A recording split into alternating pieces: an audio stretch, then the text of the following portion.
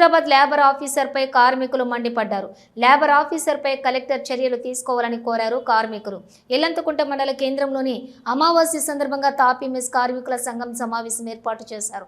ఈ సందర్భంగా తాపీ మెస్రీ కార్మిక సంఘం అధ్యక్షులు రావుల ఎల్లయ్య మాట్లాడుతూ కేంద్ర ప్రభుత్వం కార్మికులపై చిన్నచూపు చూస్తుందని 4 లేబర్ కోడ్లను వెంటనే రద్దు చేయాలని అన్నారు. హుజూరాబాద్ లేబర్ ఆఫీసర్పై కలెక్టర్ వెంటనే చర్యలు తీసుకోవాలని, లేబర్ కార్డు కొరకు కార్మికులు చాలా ఇబ్బందులు పడుతున్నారని, ఒక రోజులో ముగిసే లేబర్ కార్డు పనికి రోజులు తరబడి తిరగాల్సి వస్తుందని, లేబర్ ఆఫీసర్ అందుబాటులో లేకపోవడం కార్మికుల అవసరాలు తీర్చడంలో విఫలమయ్యారని, వెంటనే జిల్లా కలెక్టర్ హుజూరాబాద్ లేబర్ ఆఫీసర్పై చర్యలు తీసుకోవాలని కోరారు. అలాగే ప్రభుత్వం తాపీ మేస్త్రులకు 50 సంవత్సరాలు దాటిన కార్మికునికి 9,000 రూపాయలు పెన్షన్ ఇవ్వాలని, 5 లక్షల నుండి 10 లక్షల వరకు ఇన్సూరెన్స్ ఇస్తామని గతంలో ప్రభుత్వం వాగ్దానం చేసి ఇప్పటి వరకు కూడా ఆ ఫైల్ను ప్రభుత్వం పట్టించుకోవడం లేదని, ప్రభుత్వం వెంటనే స్పందించి కార్మికులకు క్లెయిమ్స్ చేసి పెన్షన్లు మంజూరు చేయించాలని ప్రభుత్వాన్ని కోరారు.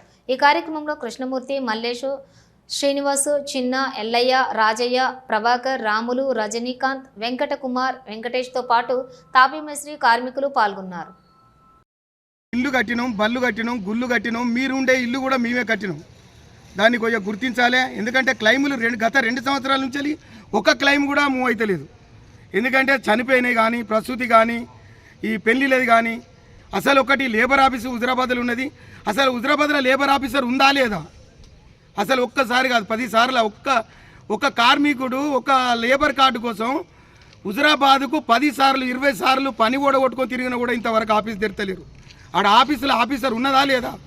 అదొకటి. అధికారులు నేను ఒక్కటే కోరుకుంటున్నా, అయ్యా కలెక్టర్ గారు మీరు ఒకసారి దయించి మా హుజూరాబాద్ లేబర్ ఆఫీసర్ మీద కొంచెం మీరు చూడండి.